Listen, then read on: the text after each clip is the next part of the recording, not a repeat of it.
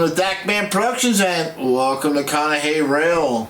I noticed a lot of people are starting to get into the Conrail name, or the Conrail road name for O-Gauge. So I thought, hey, why not cover a couple subjects that maybe those people may not know about, and today is going to be one of them subjects. So what we're going to do is we're going to cover Conrail box cars are typically always brown, you know, basic box car. But then you'll see box cars that have a yellow door and box cars that have a white door. So do these Conrail box cars mean anything, or did they just randomly paint the doors white and yellow? But at any rate, let's talk about this and get these on the track, because yes, there was specific reasons why Conrail had painted the doors a different color. So I'm going to talk about that and what they mean, and we'll give the train a run as well with these cars in it. So let's go. Now Conrail also had these style box cars with green doors. We'll talk about that as well. At any rate, the Conrail box cars with the yellow door, which is this one right here, were all PCA X71 and PC X74 models. PC meaning Penn Central. Now originally the yellow door box car was more or less for clean loading, which one of those clean loading situations would be for paper. The white door was for food stuff only originally. The box cars with the jade green doors, well, that didn't mean anything except that the door got damaged and Conrail took that door off of a scrapped Penn Central box car and just hung it on there without repainting it. The white painted doors indicate it was commodities to be eaten. Sometimes it would be for feed loading only, like for livestock, or food loading only would be for people to eat. I couldn't find a picture of the Conrail box car with the white door. As I had mentioned in another video of mine, that does not necessarily mean it did not exist, because I have found photos in books that never made it to the internet. So just because you don't see it on the internet doesn't necessarily mean it doesn't exist. So there is a Conrail freight color guide produced by Morning Sun Books on page 53. There is a photo of the car with the white door, and it is a Erie Lackawanna box car. I'm not showing a picture of that because, out of courtesy to Morning Sun Books, I will not share that photo from that book.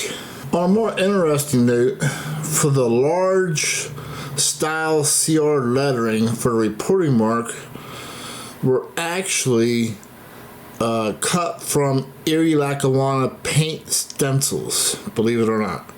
So basically the original idea, the yellow doors were more or less for clean loading, white doors were for food stuff, and the jade doors were just box cars that got repaired. However, I found that the Conrail with the yellow door is more common to find photos of.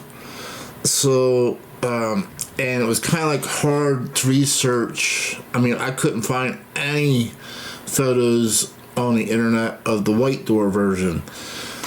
So I did find some information that Conrail didn't always stick to those particular rules for the colors of doors.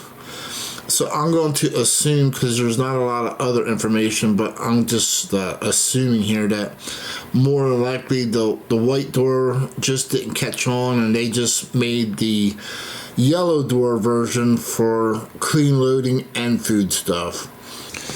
MTH Premier only made one run of this style boxcar with 2 different road numbers. The Atlas O, it made 2 runs of the white door version. So just wanted to mention that as well. Since I'm running a Penn Central Conrail Rainbow Years train, I decided to throw in this Mecha custom run Atlas O Master Series Berwick boxcar. This is a Conrail Patch Penn Central Berwick boxcar. Stu had made a custom run of these and through Atlas. And I'm mentioning this because there's probably people who don't know that when Mecha makes custom runs, they only do it the one time, so they will not make another run of this car ever again. And a lot of these pieces that Mecha makes are very limited. Like, I believe Steve said they only made 40 of each road number or each road name of these cars, and that's ever going to be made. That's it. They're never going to do another reissue again, another production run. So that's why it's important for you guys to pre-order. And when you guys see me do interviews with Stu at the Mecha booth, you know, you see trains on my video. Those are trains that, you know, didn't sell on pre-order. However, you know, there's been plenty of trains where I didn't get on video because they sold out on pre-order. And that's what happened with the Berwick boxcars. Not one Berwick boxcar made it to the Mecha table to show to the public. They were all sold out in pre-order. So, you know, Stu, we went ahead, you know, with Stu on camera and had him show off the cars because there was none on the table. And that does happen. So if you see something that you want, make sure you actually pre-order in advance. Dispatcher here. Start her up. Stand by for track orders. Over. Yes, sir. We'll fire her up. Out. It's going to be here for a while. Timetable has us holding here for number 9, and she's running about 20 minutes late. Dispatcher, ready to roll. Can I pull? Over. Hold for track orders. Dispatcher out. Yard order. Yeah, I'm over here on the ground floor.